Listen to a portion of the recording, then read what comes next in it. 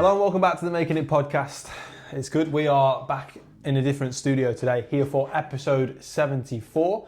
I've got the squeakiest chair possible, the slantiest table possible, but the best guest we could ever ask for. Dan, welcome back, bro. How you doing, man? Mate, it's good to be back. It took us a while to set this all up, but we're finally here, and I think that's a bit of a life lesson of like sometimes things take a bit longer, but it's always worth it.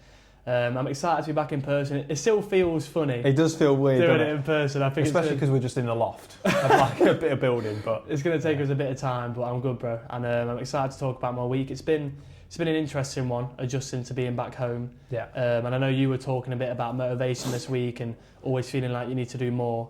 So I'm excited to get into some topics about that. But just to begin with, Jamie, let's start on that. You sent me a voice note yesterday how you feel like you need to constantly be doing more. Yeah. And you're in a cafe, you need to have a laptop, you need to be doing something. So talk to us about that. Well, one thing I want to say is that like I think there is people who are genuinely busy, people who want to look busy, and people who want to be busy because they need to be busy. I'd say I'm in that third category because I think now with how social media is, bro, people really care about their image when it comes to looking busy. I think people go into a cafe with their laptop, bro, do nothing and just sit there with a coffee and like type away in it, you know what I mean? I try and go to write my blog, I make it an environmental thing. So I try to do things in an environment. And by that I mean my podcast we do here in a studio with you.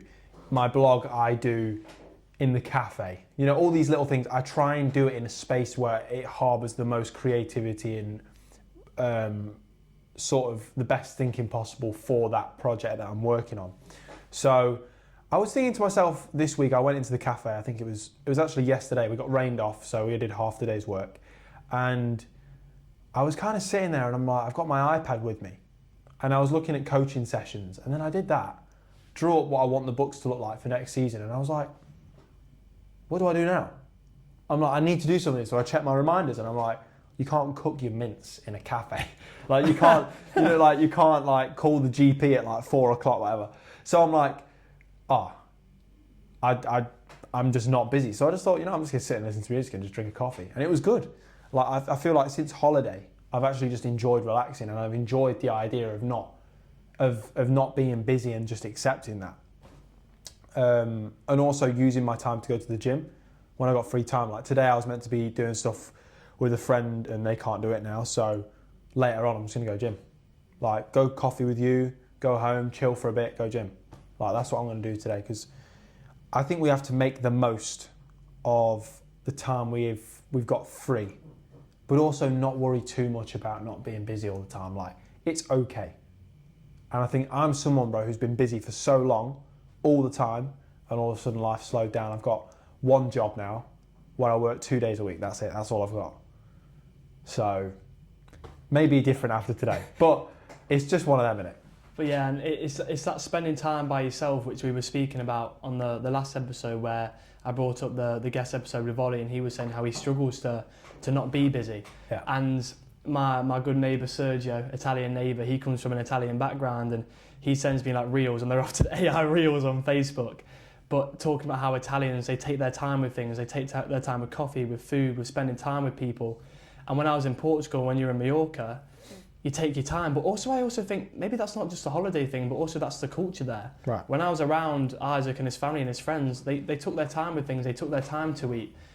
I'm so used to eating quick and getting on with the next task. I think that's maybe a bit of a British thing where we like to work a lot. But spending time by yourself, and I've noticed this week, being back home, I've been adapting to it, I've been adjusting. And spending time by myself, and also Scarlett still being in Newcastle, it's let certain things creep in a little bit. And I've been very open on the podcast and spoke about how retrospective jealousy has been a thing which I've struggled with in my relationship. And I'm still deep into my relationship and thinking these things a little bit. And I went for a while where I was fine about it. And just for some context, if you haven't listened to a further back episode, retrospective jealousy is where you're in a relationship with someone and you find yourself getting a bit jealous about people who were with your partner beforehand, even though that was before your history. And it's something which has creeped up in my mind this week particularly, maybe because it's not, I'm seeing Scarlett, it's being back home, it's being a bit more, I guess, I'm not lonely, but being more on my own. Right.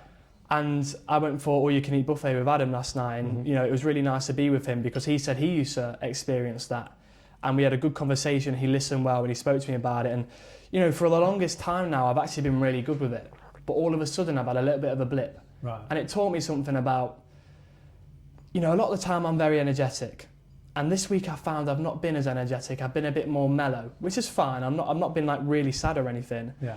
But it taught me that not every day is going to be the same. Some days you're going to feel really energetic. Some days you're going to feel sad.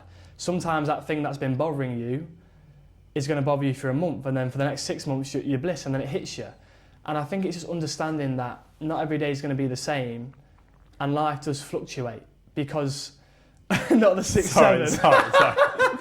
But I guess when it comes to emotions and when it comes to, I know you've been very open on the podcast about insecurities and anxieties in particular. Do you find some days you feel great, some days you don't? Sometimes you're great for a few months or a period and then it hits you again, and does it come in waves for you? Stop. Yeah, and do you know what? I'm going to introduce a different perspective to you, Dan, is that when you're at home, you're actually comfortable in your anxiety. And let me explain that. By that I mean that you are actually comfortable in being worried about things because there's a fallback. When you're away in an environment where you don't have your parents here, you don't have that comfort of home, you can't just fall back and let the anxiety hit you. You have to kind of attack it a little bit. And I feel like since I've been home, anxieties about certain things have crept in that wasn't there when I was in Oz. The free will element of me isn't quite as strong as it was because I've got that comfort, bro. It's like, you don't have a job. It's annoying, it's rubbish, like I'm feeling it. And it mentally, bro, I've been not that great because, I say not that great, I've just been anxious about the whole money thing because I've not been in this position for a long time of only having the 2 days a week. But when you're at home, yeah, you don't pay rent, like you just sit back. Food's in the fridge. Yeah, like food's in the fridge most of the time. Like, you know, I can afford to at least eat pretty well, you know, and go to the gym and keep myself good. But like, I also just sit back. I can just sit back. Whereas before it was like, no, you need to work. You need to keep yourself busy because you are on your own. So it's all about making you the best version of you because it's just you here. It's just you, and your friends are here, but like, I hadn't known anyone out there longer than 6 months. So, but I wanted to actually talk about something I saw on Instagram this week, and I put it on my story. You might have seen it with the cup of water. Oh yeah, I like that one. And it's like a goldfish grows 2 inches in a glass of water. And then it was something about like it just goes up and up and up as the environment changes. And it was all about as you change your environment and as you search for something bigger and better for you, that's when you grow. I thought it was something as well about water being free somewhere. Yeah. And then I may have actually confused. Yeah, you have. I think it's water's free somewhere, yeah. $5 somewhere else, $20 somewhere. It was something like that. Oh, that's right. Yeah. But actually there was one about a goldfish and how it grows in its different environments. But also, yeah, that's right. My one was actually about free at home, $2.50 at the shop, $5 by the beach, $10 in some stupid club. And it's like, you know, your value increases in different places because of the environment. And it's not just a general thing about poverty, I don't think. But like, I find it interesting, bro, like how we kind of forget that sometimes the environment you're in is what makes you, bro. Like, if you felt better and more loved in France, go to France more. Like, if you feel better and more loved in Manchester compared to Nottingham, go to Manchester.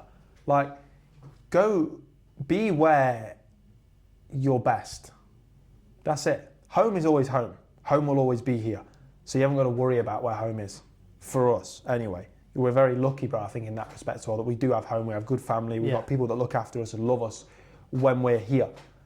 But it's also about realising where you are best. And that's the same for jobs, bro. It's like, if you don't feel wanted somewhere, if you don't feel loved somewhere, regardless of if you're in a minimum wage job or in a fucking high paid job, bro, don't be there.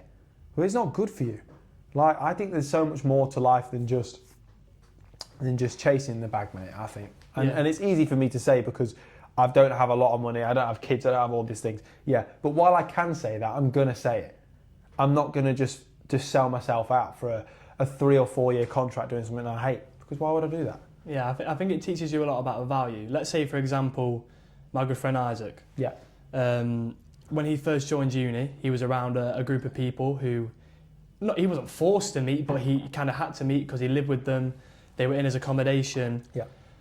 And they weren't the best people for him. And then I met him at a bar, I introduced him to my friends, and all of a sudden his value was, it shone. Yeah. He realised who he was, and it wasn't him, it was who he was around that was making him unhappy. And then he was around a good group of people and it really boosted him. But I was also thinking maybe a flip side to that. What if, let's say the bottle of water, let's say you are that bottle of water and that's you. What if your value as well can be the same in different places? For example, can we go into an environment, a new environment, a different environment, and still keep our value and not let that kind of shrink it?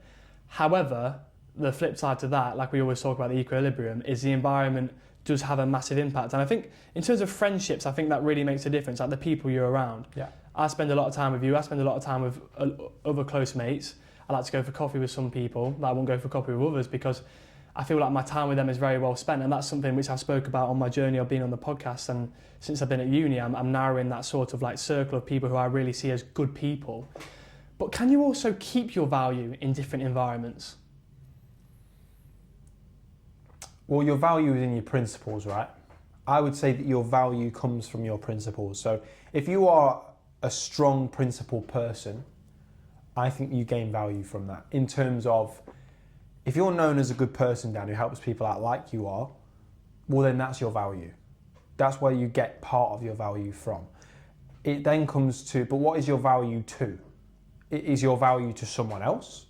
Like, where does the value come from, first of all? Like, do you define value as an external, what someone else defines as value to them? Or are you talking about what you think is your value to I think your internal value. Let's say you're in the pub here, right, and then you go and work, you're at your gardening, or you're in Australia working the bar. I'm asking, as much as the environment does shape you, at the same time, can you keep yourself and your value in all those different environments at the same time? So you're a good worker here, but you're also a good worker there, and you're also a good worker there. I think there's also that principle to it as well. I was going to say, I mean, that's like work ethic, right? I always feel like value, yeah, I think you can, bro. I think one thing I pride myself on is that, bro, like any work environment I've been into, I've never not brought good energy to it, ever. Never once. Even the sales job where I was literally like pulling my hair out and like I hated it because I felt like shit every single day. I still turned up early. I still sat there and read a book and talked to the boss. You know, I'd still come in on days off and say, hey, like I'd still text and I'd still call the people, my mates. Like I'd still, all these things. And I don't think many of them really gave me that back, bro, but that's not what you do things for. When I started working at Cabana, it was like the first few weeks you're anxious. You want to like, because you know, you don't know what kind of environment you're in yet. Is it dead strict? Is it a little bit like relaxed? And as soon as I started seeing things, I'm like, it's relaxed, but you get out what you put in. You don't work hard, you won't be there long. But you work hard, you could be there for forever. You know, I was happy. I could have done more time there, for sure. But I held my value, bro, in every place I went in. But then it wasn't up for me to decide the next part. Yeah. Is my value cherished? Yeah. Is my value respected? Do people actually like respect my value to them? And if not, that's fine. But that's where it comes down to your environment. Where is your value useful? Where is it loved? Where is it respected? And where is it cherished? And in the sales job, bro, my value wasn't cherished. I don't feel like I was given enough time. I don't feel like, you know, they were quite as... I personally think they could have handled the whole thing a little bit better than just telling me on a Sunday morning, you know, a Monday morning. But that's life, and it happens. And I'm a big boy, I can handle it. I did cry, but like... That's okay. But that's okay. But you know, that's all right, bro. And at the end of the day, I think that is what... But that's it. I'm passionate. So when I lose my job, I felt like I'd lost against something, and I can't score against... It's like, bro, for me, that felt like the last game of the season to win the Premier League. and you lose in the 90th minute. There's no chance you come back. All 38 games played, bro. No chance you come back. That's it. You're just told you haven't won. That's it. There's no going back. Next season, no. There's no next season. That was your chance. You're gone now. Like, and for you Arsenal fans, that could have been Mikel Arteta. I'm just saying. It could have been him if he didn't win. But you know what I'm saying? Yeah. And it's like, but you learn from that. So it's about learning your value and learning your worth, bro. Your worth. Matthew McConaughey says it all the time. You mentioned Chris Williamson, I mentioned Matthew McConaughey. That's our thing now. Like, but he was saying that his mum used to say to him, walk in there like you own it. And I've said this before. And it's like, do that. Have that confidence. Don't be arrogant, but have a confidence. And Matthew McConaughey was actually saying on this podcast that he wishes people were a little bit more full of themselves. And not in like a nasty, egotistical way, but like, I wish people believed in themselves more and pushed their chest out and went, yeah, I am the best at this. This is why you should hire me. This is why my ideas will work. This is why you should date me. This is why all these different things. Why? I'm going to ask you a question. Why don't we? Do we actually fear the idea of being classed as egotistical and stop ourselves from actually having a bit of confidence? Well, something they speak a lot about in football is if you don't have an ego and you're arrogant, you're not going to make it. And I don't know how much of that I believe. I do think to some extent, obviously, the elite, they've got to believe in themselves, they've got to have confidence. If you're not backing yourself in those sort of environments, like ruthless environments, you are going to struggle. What is ego, bro? Ego is, for me, I think a lot of ego actually comes from how others are viewing you. I think that's where ego, what you view as yourself, right. But then a lot of it is actually you don't want others' interpretations to hurt that ego.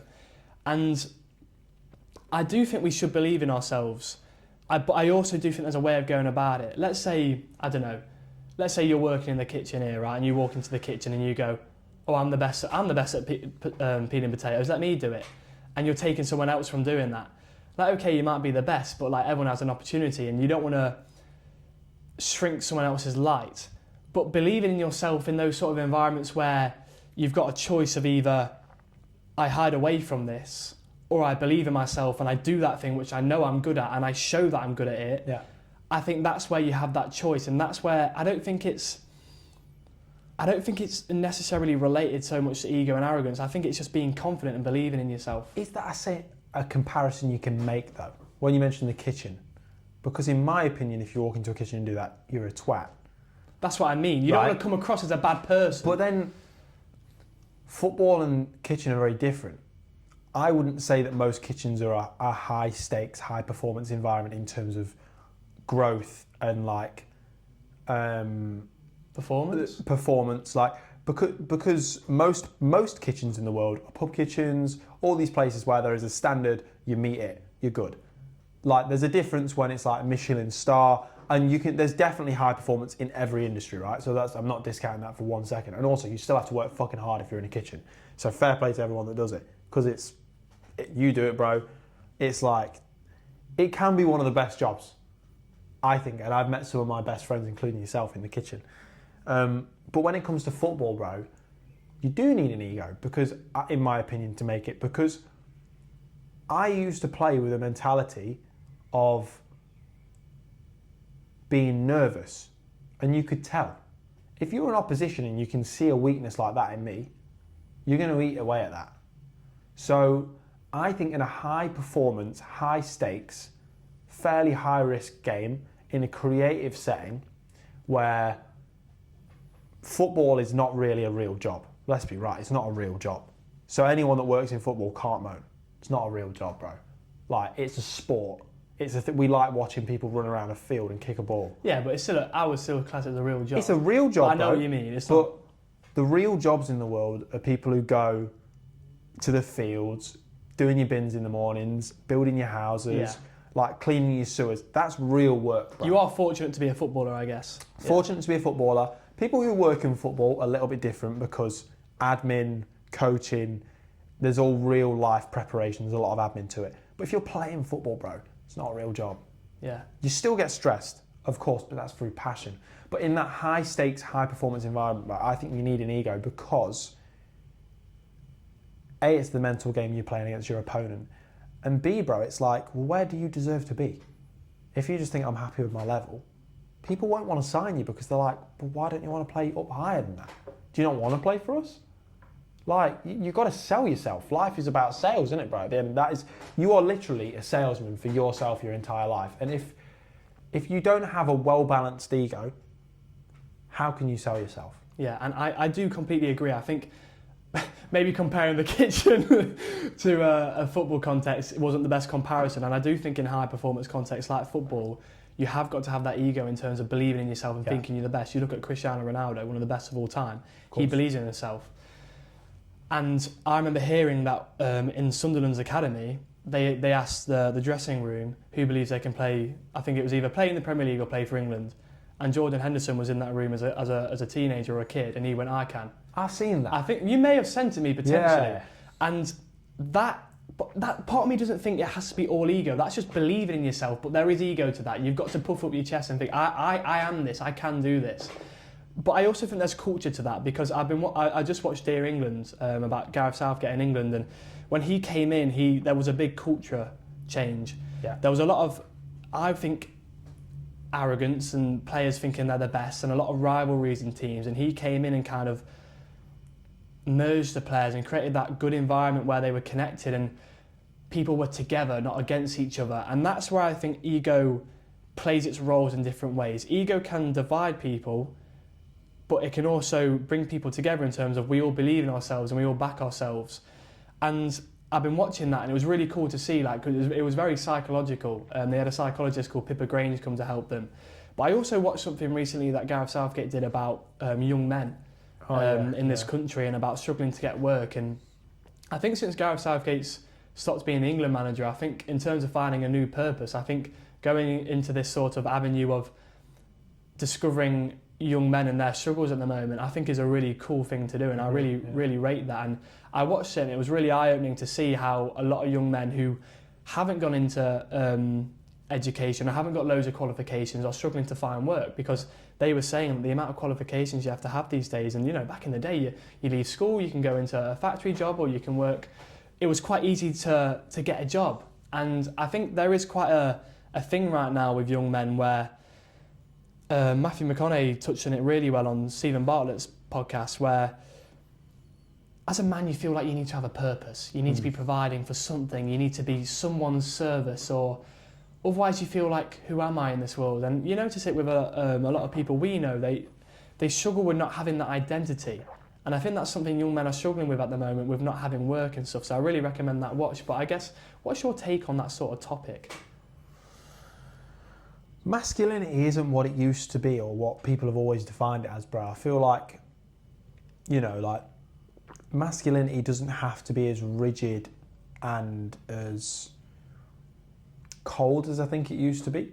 Bro, I'm all down for the rock music, guns, like UFC, like all that stuff. That's masculinity to me. I think it's awesome.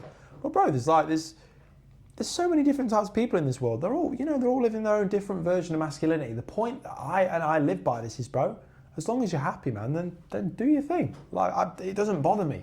It doesn't bother me. Like you doing your thing, living your life. I'm happy for you, man. Like just do it, whatever makes you happy.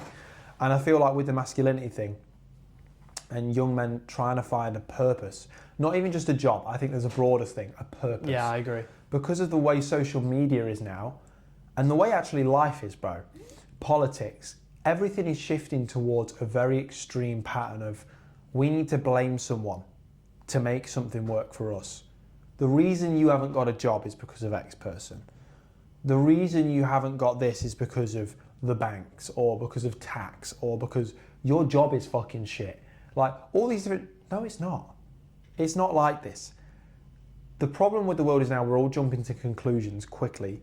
We want everything done quickly, and therefore when things don't go our way quickly, it's someone else's fault for slowing us down, for ruining the process for us.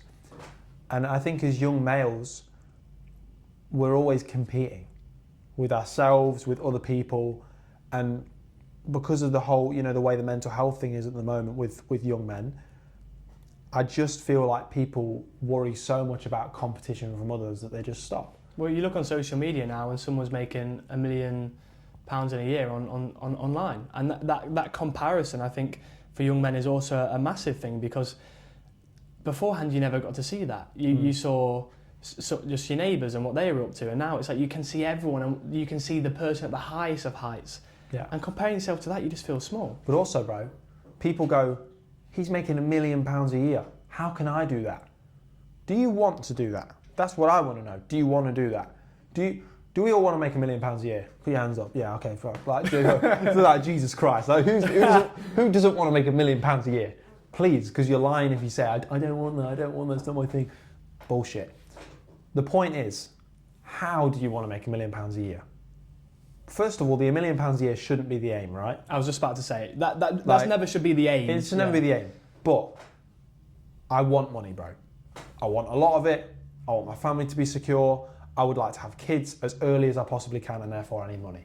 Like if it's a resource that we do need. But if I had money now, I'd probably have kids now, and I'd love that. I think that would be great for me, bro. Like, Daddy Martin. That was weird, bro. I'm really sorry. That was weird. I might blow that one out. But like, you know what I'm saying? Like, and it's not about the what you want, and it's not about the who has it.